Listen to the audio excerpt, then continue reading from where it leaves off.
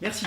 Enfin, on va faire vite, sinon on ne va jamais commencer à se remercier mutuellement. Mais merci beaucoup Estelle, merci au Centre d'Excellence Jean Monnet de m'accueillir aujourd'hui pour cette conférence et pour parler d'un sujet qui effectivement m'intéresse par ailleurs beaucoup, relatif au respect de l'état de droit en Europe. Alors, je vais essayer de parler un peu plus précisément de cet outil que la Commission a créé en 2014, qu'on appelle qu'elle a qualifié de nouveau cadre de l'Union européenne pour renforcer l'état de droit. Et vous allez voir que je vais surtout poser des questions, ouvrir des pistes, faire des réflexions, mais il n'y a pas de réponse, je n'aurai aucune réponse définitive sur la question. Ça serait difficile d'en avoir puisque c'est un mécanisme qui est récent, qui a été utilisé pour la première fois en 2016, et donc on manque considérablement de recul pour savoir ce que ça peut, quels sont les effets qu'il peut avoir. Alors il y a le point de départ de tout ça, c'est le constat qui est quand même largement partagé, selon lequel l'Union européenne et le continent européen de manière générale l'Europe a traversé et traverse encore des crises particulièrement graves qui ont ébranlé ses fondations. Et ce qui est intéressant, c'est que toutes ces crises, alors l'Union européenne est plutôt habituée aux crises, hein, on dit souvent que la construction européenne a progressé grâce aux crises, en fait, en surmontant les différentes crises qui l'ont traversée au travers de l'histoire.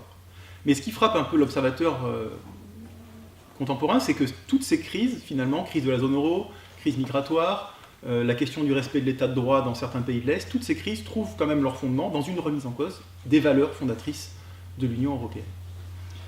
Alors peut-être que cette lecture est-elle due au fait que les valeurs sont enfin concrétisées, formalisées dans l'article 2 du traité sur l'Union européenne. Avant, on parlait des valeurs européennes sans réellement savoir, sans avoir de texte de référence. Toujours est-il qu'il est quand même assez intéressant de constater que toutes ces crises trouvent des fondements dans des atteintes aux valeurs et dans une remise en cause de ces valeurs. Et jusqu'à présent, ou du moins jusqu'à très récemment, l'Union européenne s'était montrée incapable de réagir face à ces atteintes, à cette remise en cause des valeurs qui sont pourtant au fondement de son existence. Alors, avant d'en venir à ce mécanisme du nouveau cadre de l'Union pour renforcer l'état de droit, je voudrais dire quelques mots rapides, parce que c'est quelque chose qui normalement est assez bien connu, quelques mots rapides sur les mécanismes qui existaient auparavant. Ils continuent à exister, mais les mécanismes qu'on avait conçus au départ pour permettre la protection des valeurs fondatrices de l'Union européenne. Finalement, quels sont ces différents mécanismes bien connus? Le premier, le plus simple, qui est un mécanisme préventif, c'est l'article 49 du traité sur l'Union européenne, qui prévoit que pour adhérer à l'Union européenne, il faut en respecter les valeurs qui sont énoncées à l'article 2. D'accord? Donc c'est un mécanisme qui, a priori, devrait permettre de défendre ces valeurs, en tout cas d'éviter leur remise en cause par les États qui rentrent dans l'Union européenne. C'est un système qui est globalement inefficace, on le constate actuellement, globalement inefficace, dans la mesure où, une fois que les États ont montré patte blanche au moment d'intégrer l'Union européenne, ils sont visiblement plus ou moins libres de revenir sur ces engagements et sur ces valeurs. C'est ce qu'on appelle d'ailleurs le paradoxe de Copenhague, en référence au sommet européen de Copenhague qui a formalisé ces principes avant qu'ils soient inscrits à l'article 2 du traité sur l'Union européenne. Donc, ce paradoxe de Copenhague, c'est l'idée selon laquelle l'Union serait finalement plus exigeante quant au respect de ses valeurs avec les États candidats qu'avec ses propres États membres. Donc en fait, une fois que vous êtes rentré dans l'Union européenne, les contraintes sont bien moins importantes. Pourquoi? Parce que les deux autres mécanismes qui existent en droit de l'Union sont quand même soit peu efficaces, sont peu efficaces parce que peu utilisés. Vous avez le très célèbre article 7 du traité sur l'Union européenne, qui est censé mettre en place un mécanisme de contrôle politique du respect des valeurs de l'Union européenne, article 7 qui s'appuie directement sur les valeurs énoncées à l'article 2, et donc qui est censé vérifier que les États les respectent, en tout cas mettre en place un mécanisme pour pallier à d'éventuels soit risques clairs de violations graves, soit violations graves et persistantes des valeurs énoncées à l'article 2. Jusqu'à très récemment, donc jusqu'à décembre dernier, effectivement, on pouvait affirmer avec certitude que cet article n'avait jamais été utilisé, ce qui prouvait deux choses, soit que tous les États membres de l'Union respectent pleinement les valeurs, soit qu'ils ne fonctionnent pas. Je pense que la deuxième option est probablement la plus exacte. Donc on a un mécanisme qui n'a jamais été utilisé pour des raisons qui sont bien connues. On en reparlera peut-être un petit peu, mais essentiellement parce qu'il emporte des conséquences qui sont bien trop importantes pour que les organes qui sont chargés de l'activer, c'est-à-dire le Conseil de l'Union ou le Conseil européen, acceptent de le faire. Certains auteurs évoquent au sujet de cet article 7 l'arme nucléaire. Il y a un troisième mécanisme qui est peu connu sous cet angle-là, mais qui peut tout à fait servir à la défense des valeurs de l'Union européenne, c'est le recours en manquement. Parce que la procédure de manquement d'État, qui peut être initiée, enfin, qui est souvent initiée par la Commission européenne, peut parfaitement se fonder sur une violation des valeurs consacrées à l'article 2 ou de la Charte des droits fondamentaux. Puisqu'il s'agit finalement de constater un manquement d'un État membre aux obligations qu'il tire du traité. Les États sont bien liés par l'ensemble des dispositions du traité, et article 2 et charte compris.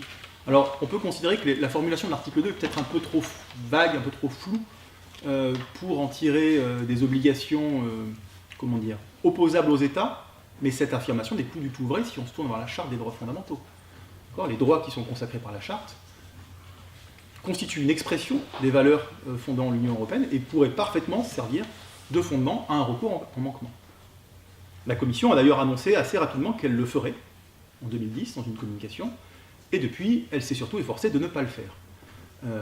Jusqu'à très récemment encore, 20 décembre, la Commission européenne n'a jamais fondé un recours, enfin, n'a jamais saisi la Cour de justice d'un recours en manquement s'appuyant sur la Charte des droits fondamentaux, et ce, même lorsque les circonstances paraissaient réunies. Ces temps-ci, on parle beaucoup de la Pologne, un peu moins de la Hongrie, mais il y a quelques années, on parlait uniquement de la Hongrie, avant que le gouvernement change en fait en Pologne, et on parlait donc beaucoup de M. Orban, qui avait adopté une loi sur les médias, qui mettait en place un conseil des médias, et qui en fait prévoyait de mettre en place un contrôle sur les médias pour éviter que ceux-ci ne critiquent l'action du gouvernement en place. Bon, c'est une atteinte à la liberté d'expression. A priori, on aurait parfaitement pu envisager une action de la Commission fondée sur une violation de la Charte, parce que cet État-là remettait en cause la liberté d'expression. Vous allez me dire, il faut qu'il y ait un rattachement avec le champ d'application du droit de l'Union. On en a un, puisqu'on a une directive, la directive média, qui concerne justement ces questions, la question de la liberté d'expression et de la liberté des médias dans la... Alors, certes, c'est une appréhension par la libre prestation de services, mais ça fonctionne. Et qu'a fait la Commission européenne? Elle s'est appuyée sur la directive, et donc elle a attaqué la position, enfin, elle a critiqué la position hongroise, mais sur le seul fondement de la directive média, c'est-à-dire en appréhendant la situation sous l'angle technique, non-respect d'une directive, et en passant sous silence la dimension droits fondamentaux qu'on avait derrière, qui était incarnée par la Charte.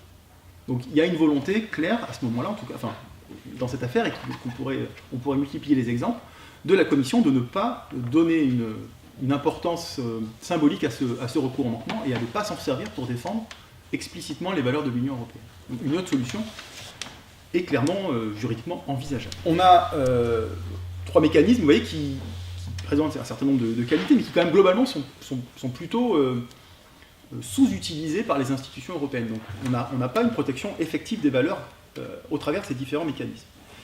Et c'est dans ce contexte que, subissant qui plus est des critiques de la part du Parlement européen, que la Commission européenne, à l'époque la Commission Barroso II, a décidé de créer un nouvel instrument, justement visant à répondre à ces critiques et à montrer qu'elle faisait quelque chose pour essayer de défendre les valeurs de l'Union. Et donc ce quelque chose, c'est le nouveau cadre pour renforcer l'état de droit, qui a été donc mis en place par la Commission par une communication adoptée en 2014. Donc, c'est une communication 2014-158. C'est la réponse de la Commission aux critiques qui sont formulées à son encontre. Alors, la particularité de ce dispositif, je vais y revenir un peu plus tard, c'est qu'il ne vise pas à protéger l'ensemble des valeurs de l'Union européenne, mais uniquement l'état de droit. L'idée est de dire on va prendre l'état de droit comme un point d'entrée pour ensuite pouvoir protéger les différentes atteintes aux valeurs de l'Union européenne. Et pour ce faire, la réflexion de la Commission s'appuie en partie sur les travaux de la Commission de Venise qui à l'époque avait mené une réflexion sur le sujet, qui s'est concrétisée bien plus tard, puisqu'elle s'est concrétisée en mars 2016 par la rédaction d'un texte qui s'appelle la liste des critères de l'état de droit, et qui en fait est une liste extrêmement longue des critères de l'état de droit qui adopte une conception extrêmement large de l'état de droit dans laquelle elle fait rentrer presque les droits substantiels. Mais on a quand même ici une appréhension des valeurs de l'Union au travers du prisme procédural. Donc l'idée c'est de dire on va créer ce mécanisme, d'accord, et on va comme ça arrêter de critiquer la Commission pour son inaction. Je pense que c'est en partie ce qu'avaient à l'esprit les commissaires, enfin la Commission européenne Barroso II à l'époque. Alors, qu'est-ce que c'est que ce mécanisme en 2 mots? Ça ressemble beaucoup en fait à la procédure précontentieuse qui existe avant le recours en manquement. Donc c'est assez proche de ce système-là. L'idée c'est de mettre en place un dialogue structuré entre la Commission et un État dans lequel il existe, selon les termes de la communication, des indices clairs d'une menace systémique envers l'état de droit. Et ce dialogue est censé, finalement, permettre à ce que l'État rentre dans le droit chemin et respecte à nouveau les règles de l'état de droit. L'évaluation qui est faite de la situation par la Commission, il est prévu dans la communication qu'elle s'appuie sur des analyses extérieures, notamment celle de l'Agence des droits fondamentaux et celle de la Commission de Venise. Donc il y a l'idée selon laquelle on va objectiver l'analyse en s'appuyant sur des expertises issues soit d'agences de l'Union, soit d'organes spécifiques du Conseil de l'Europe, qui sont spécialisés sur ces questions, comme la Commission de Venise.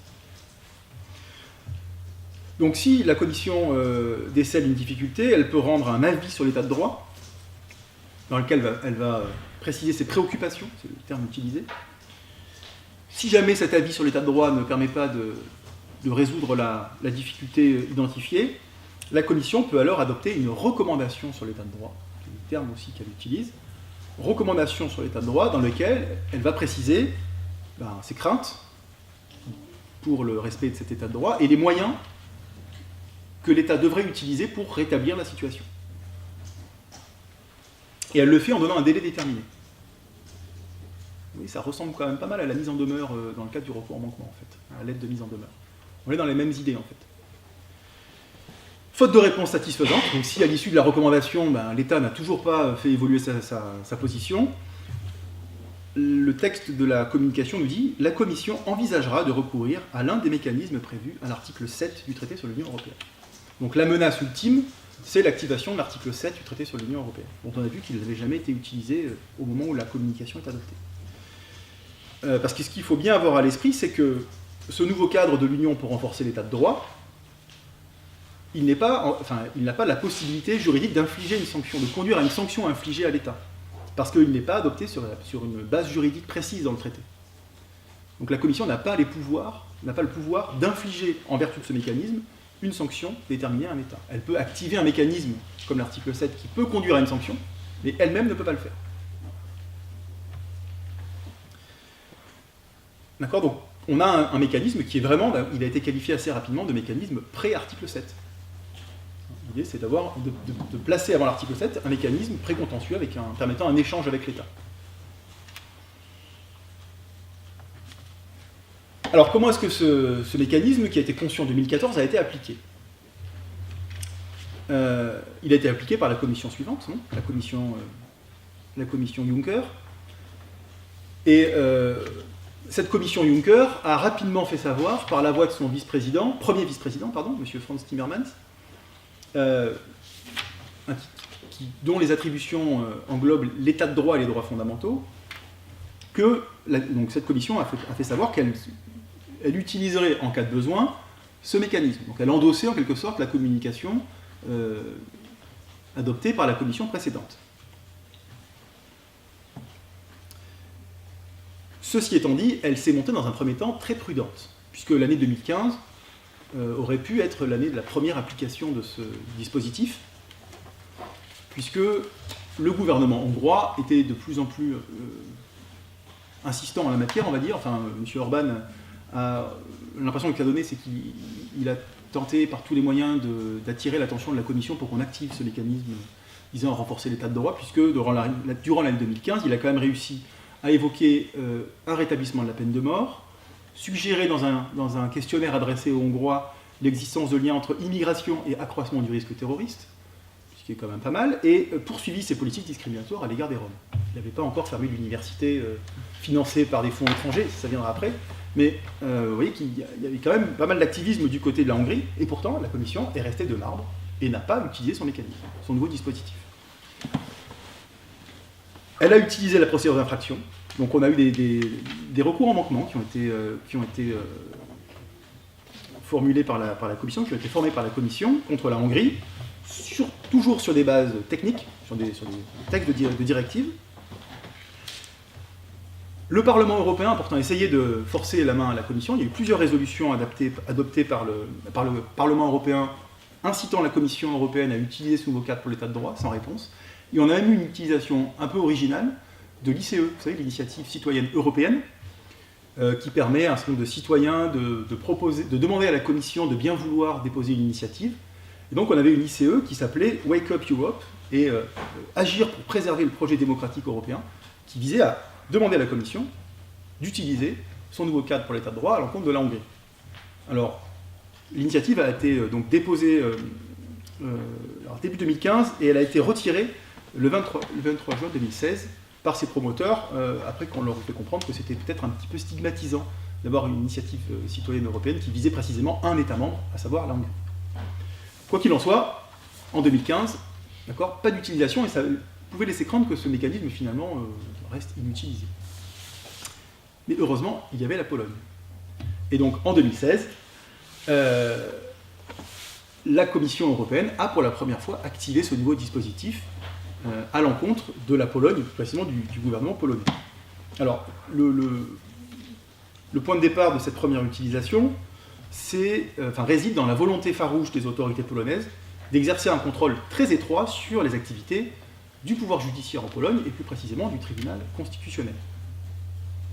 Donc, le gouvernement polonais, en arrivant au pouvoir, a décidé d'annuler la nomination de plusieurs juges constitutionnels qui avaient été nommés par la précédente majorité. Ensuite, le tribunal constitutionnel refusant d'appliquer cette décision, il y a eu des pressions exercées par le gouvernement, et qui se sont conclues par le refus de publier les arrêts prononcés par ce tribunal constitutionnel. Donc on a actuellement, en Pologne encore, des arrêts qui ont été rendus par le tribunal constitutionnel qui ne sont pas publiés, donc qui peuvent avoir un effet juridique variable selon les juridictions en cause, qui vont décider d'appliquer ou de ne pas appliquer les arrêts donc, rendus, prononcés, mais pas publiés au journal officiel polonais du tribunal constitutionnel. Effectivement, là, on réunissait quand même les critères pour que la Commission puisse appréhender cette question sous l'angle de l'état de droit. C'est effectivement une menace qui pèse sur l'état de droit, et une menace systémique, puisque c'est l'ensemble du système judiciaire polonais qui finalement est en danger du fait de l'opposition qui existe entre le pouvoir exécutif ici et le pouvoir judiciaire. Et donc là, dès début 2016, la Commission, 13 janvier 2016, décide d'ouvrir une enquête préliminaire, initiant la procédure, s'entame une phase de dialogue, alors, avec des guillemets, puisque visiblement il y a eu un dialogue. Le dialogue suppose qu'il y ait deux interlocuteurs, et l'impression qu'a donné cette affaire, c'est que la Commission parlait beaucoup, mais que la Pologne n'écoutait pas énormément, et enfin si, elle parlait aussi, mais chacun parlait en parallèle, en fait, vous voyez. Donc c'était pas... Rapidement, la Commission a compris que le dialogue ne pourrait pas aboutir, et s'appuyant sur un avis de la Commission de Venise, qui a joué un rôle important dans cette première application, elle a adopté donc un avis concernant l'état de droit en Pologne, première étape de son dispositif.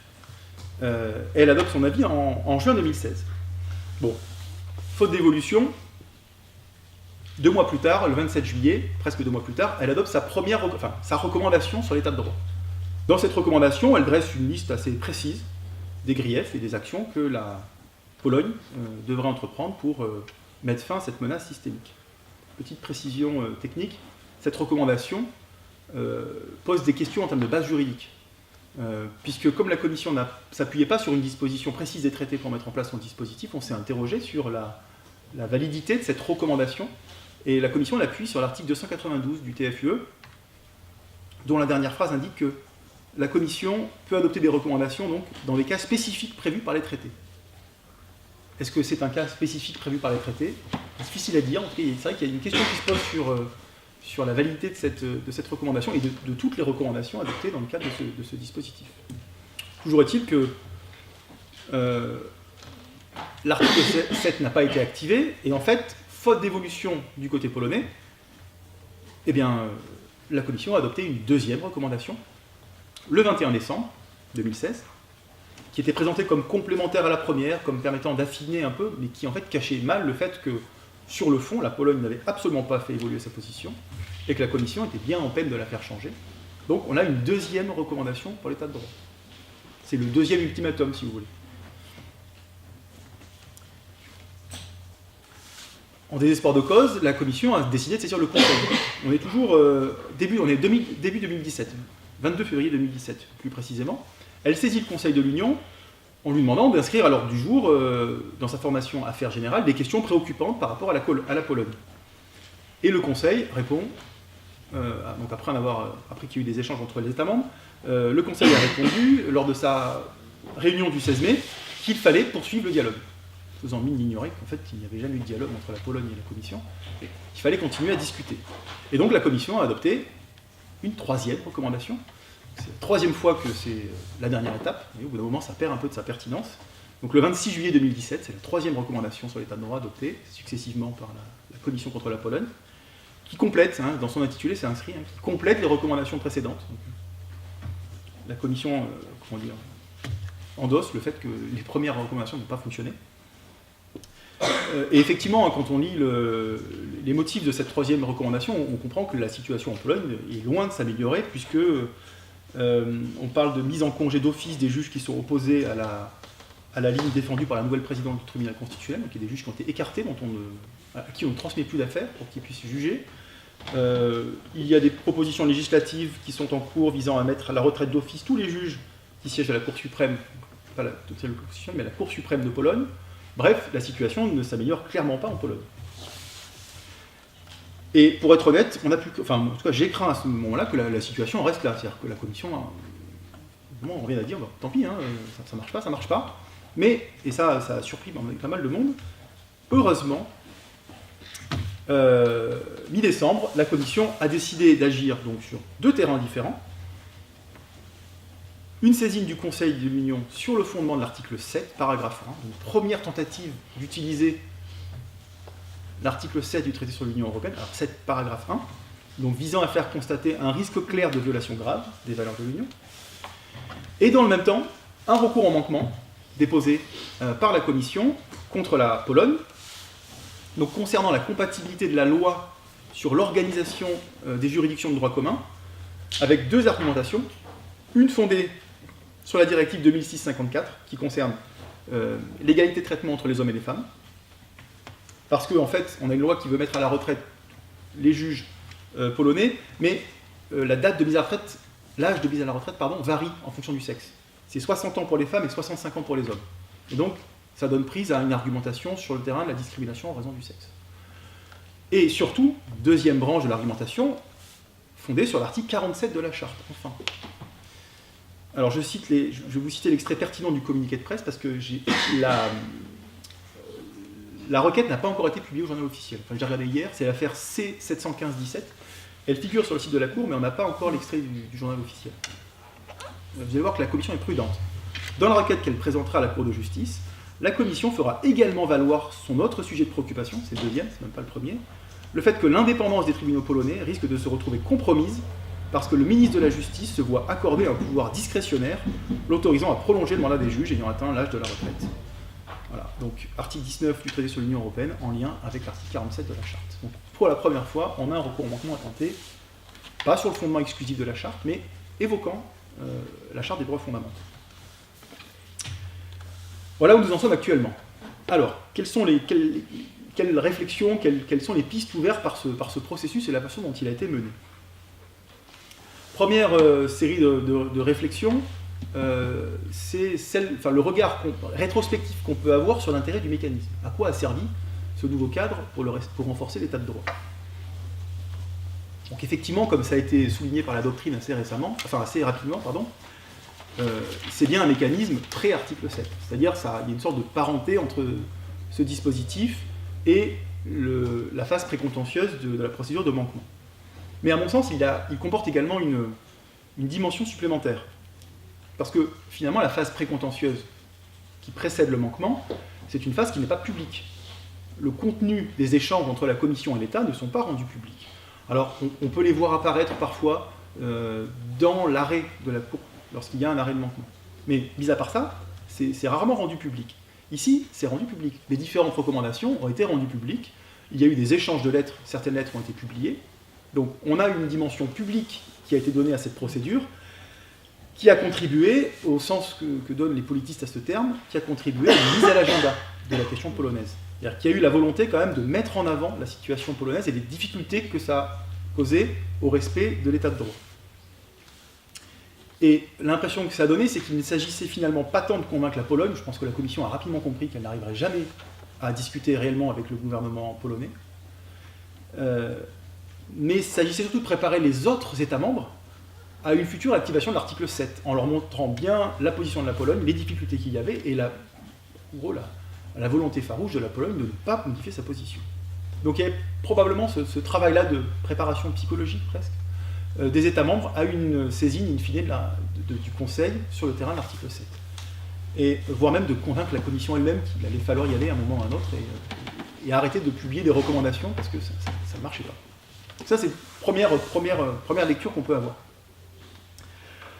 Deuxième réflexion, c'est un peu désordonné, hein, excusez-moi, mais on va passer d'un domaine à l'autre. Deuxième réflexion, elle est relative à l'organe qui pilote cette procédure.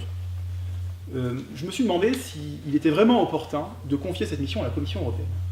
Est-ce que vraiment la Commission européenne est la mieux placée pour avoir les leviers d'activation de ce nouveau cadre pour respecter l'état de droit? L'inefficacité des procédures prévues par l'article 7 du traité sur l'Union européenne, le fait que ça n'a jamais été utilisé jusqu'à très récemment, est due en grande partie à la nature des institutions qui peuvent les activer. Et au fait que ces institutions-là sont des institutions politiques, qui peuvent jouer un rôle dans le respect des valeurs, mais qui vont devoir aussi composer quotidiennement avec les représentants de l'État qui sera mis en cause. Qu'il s'agisse de la Commission européenne, qui va bien devoir continuer à échanger avec le gouvernement en cause, mais on peut aussi penser la même situation, enfin on peut avoir le type de réflexion concernant le Parlement européen. Les parlementaires de cet État continuent à siéger au sein du Parlement européen, il faut continuer à travailler avec eux, ça peut poser des difficultés. Et donc, pourquoi ne pas confier cette fonction, cette mission, à une agence qui a un acteur qui a une expertise en la matière et qui est plus indépendant finalement, qui est dans une position institutionnelle plus favorable, et je pense plus précisément à l'Agence des droits fondamentaux. L'Agence des droits fondamentaux de l'Union européenne pourrait parfaitement jouer un rôle plus important dans l'utilisation de ce mécanisme, de pouvoir porter plus facilement une accusation contre un État, parce qu'elle n'est pas dans une situation, pas du conflit d'intérêts, mais dans une situation aussi délicate que peut l'être la Commission dans ce type de situation. Certes, du point de vue de la Pologne, on peut considérer que la position de la Commission a été exemplaire, mais quid de la Hongrie, qui continue, on en parlait tout à l'heure, j'évoquais rapidement la fermeture d'une université, enfin la Commission semble ne pas vouloir s'intéresser à la situation de la Hongrie. Pourquoi ?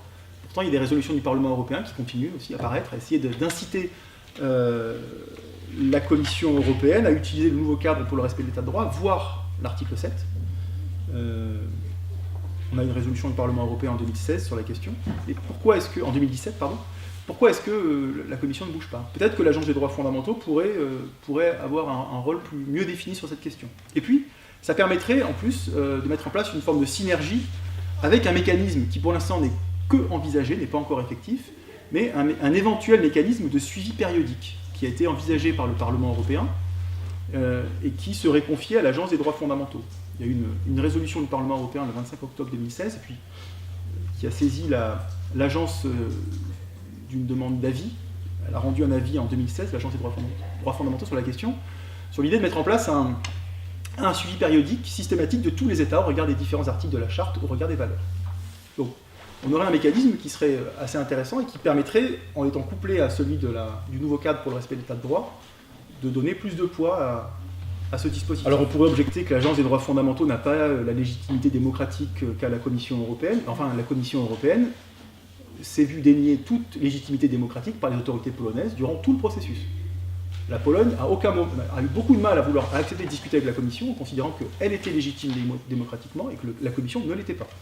Donc finalement, est-ce que c'est vraiment un avantage comparatif de la Commission? C'est difficile à dire. Et puis finalement, il ne s'agit pas de légitimité démocratique ici. Il s'agit de faire respecter des valeurs et de faire respecter également des dispositions juridiques qui lient les États. Je ne suis pas certain que la question de la légitimité démocratique se pose réellement dans ce mécanisme. Troisième et dernière série de remarques. C'est des remarques qui portent sur les suites des mécanismes qui ont été activés, c'est-à-dire l'article 7 et le manquement. Alors, tout d'abord, s'agissant de l'article 7. Donc l'article 7, paragraphe 1 a été utilisé, donc il faut réunir une majorité qualifiée au sein du Conseil de l'Union, 4/5, et ensuite, en imaginant que les États acceptent, votent et actent le fait qu'il y a un risque clair de violation grave. Bon. L'étape suivante, celle de l'article 7, paragraphe 2, ne pourra pas être atteinte, puisque la Hongrie a depuis longtemps fait part de sa solidarité avec la Pologne. La Hongrie et la Pologne font preuve de solidarité.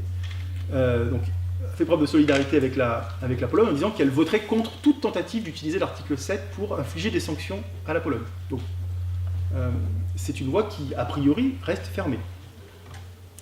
Et la Pologne ne semble pas non plus décider de changer d'orientation politique. Depuis le 20 décembre, là vous avez probablement entendu parler également de cette loi qui doit être promulguée prochainement, qui interdit toute association de la Pologne au génocide des Juifs, sous peine de prison. Alors sur l'état de droit, on est plutôt sur les problèmes de liberté d'expression, mais enfin ça montre que le gouvernement polonais finalement n'a pas changé réellement de position et que la saisine du Conseil par la Commission n'a pas vraiment effrayé le gouvernement polonais. Donc quelles issues pour cette procédure? On peut se poser la question, et puis on peut se demander aussi si on est toujours à un risque clair de violation grave. Est-ce que c'est toujours un risque ou est-ce que le risque est déjà consommé? Ça a un côté un peu artificiel quand même, cette utilisation de l'article 7 dans ce contexte-là. Ça arrive un petit peu tard. Ce qui prouve que les États membres sont d'ailleurs eux-mêmes peu convaincus de l'efficacité du dispositif, c'est que ils envisagent depuis quelque temps l'utilisation du mécanisme des aides, l'utilisation des aides structurelles. Il a été évoqué au sein de la Commission européenne, apparemment c'est certains États qui auraient soulevé cette possibilité, l'idée de mettre en place dans le prochain cadre permettant définissant les conditions d'attribution des aides structurelles, un critère relatif au respect de l'état de droit. Donc, pour obtenir des aides européennes, à l'avenir, il faudrait respecter les principes de l'état de droit. Et effectivement, les bases juridiques dans le traité qui permettent d'adopter les actes de droit dérivé encadrant les conditions d'attribution de ces aides structurelles sont adoptées à la majorité qualifiée, procédure législative ordinaire. Donc, ça peut passer, on peut passer outre l'opposition d'un ou deux, voire trois États membres. Ceci étant dit, ça reste qu'une discussion, la Commission visiblement n'est pas prête à endosser la responsabilité d'une telle décision, et puis on peut s'interroger sur la pertinence de cette solution, qui personnellement m'a rappelé un peu, toute proportion gardée, les mécanismes de sanctions internationales qu'on a adoptés pendant de nombreuses années contre l'Irak par exemple, et après qu'on applique encore contre la Corée du Nord ou contre l'Iran, et qui a des effets qui sont quand même relativement limités. Les gouvernements n'ont pas changé de ligne politique parce que ces sanctions avaient été adoptées. À part rendre les prochaines discussions sur le cadre financier pluriannuel encore plus convivial qu'elles ne le sont habituellement, je suis assez peu convaincu sur l'intérêt que pourrait avoir cette solution-là. Mais c'est une piste qui visiblement est envisagée. Donc ça c'est pour la question de l'article 7. S'agissant du manquement, alors il faut être très prudent parce qu'on ne sait pas exactement comment est-ce que la charte va être utilisée, mais si jamais effectivement la Cour de justice était saisie d'une requête fondée sur la charte des droits fondamentaux, ça pourrait conduire pour la première fois, cette procédure pourrait conduire pour la première fois la Cour de justice à se prononcer donc, directement sur le respect de la charte par un État membre dans un contentieux objectif. Ce n'est pas la situation d'un individu, là, ça serait globalement le système juridique d'un État qui seraient contraires à telle ou telle disposition de la charte. Et là, on change considérablement l'office du juge de l'Union européenne. Ce n'est pas du tout son travail jusqu'à présent. En tout cas, il ne le fait pas en matière de droits fondamentaux. Et ça rapprocherait, il faut rester prudent, considérablement son office de celui d'un autre juge européen, dont le siège est à Strasbourg, et qui s'intéresse principalement à la question des droits fondamentaux. Et donc ça poserait des questions nouvelles dans les relations entre Cour européenne des droits de l'homme et Cour de justice de l'Union européenne, si jamais cela venait à devenir, ce qui n'est probablement pas certain. Mais on assisterait probablement à une mutation assez importante de l'office du juge de l'Union européenne. Et enfin, dernière réflexion, dans le prolongement de cette activation du nouveau cadre pour l'état de droit. Alors c'est assez prospectif et on est dans les influences assez indirectes, mais finalement, le choix de la Commission de fonder l'activation de ce nouveau cadre pour renforcer l'état de droit sur la notion de menace systémique envers l'état de droit, j'insiste sur l'utilisation de systémique, fait écho à un critère qui est utilisé par la Cour de justice dans sa jurisprudence lorsqu'il s'agit de l'application du principe de confiance mutuelle.